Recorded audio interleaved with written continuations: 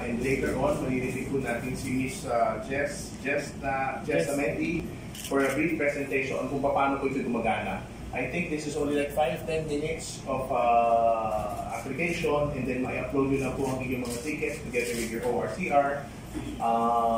Kayo po ay in 3 days matatawagan po ng MMDA for your acceptance and schedules of the adjudication.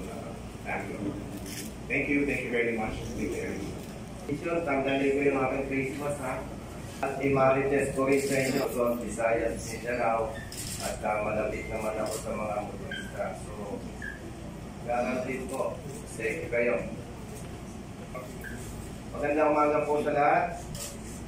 At salamat po India for One Rider Party List and Rider Safety Advocates of the Philippines, RSAP, and Road Safety Advocates of the Philippines, RSAP.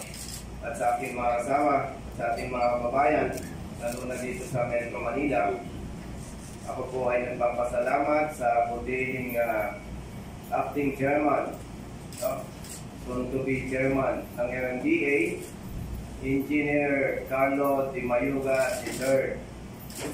Pareho po kami sigurong engineer, kaya madali kaming nagkakaintindihan.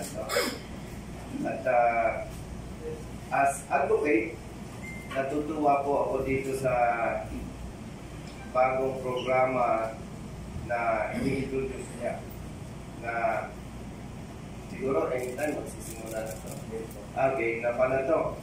Yung online filing of contest ito sa operations. Kasi siyempre nga naman, base po sa experience ng mga maraming motorista previously, pupunta sa MMDA para mag-file ng contest, magpunta, hindi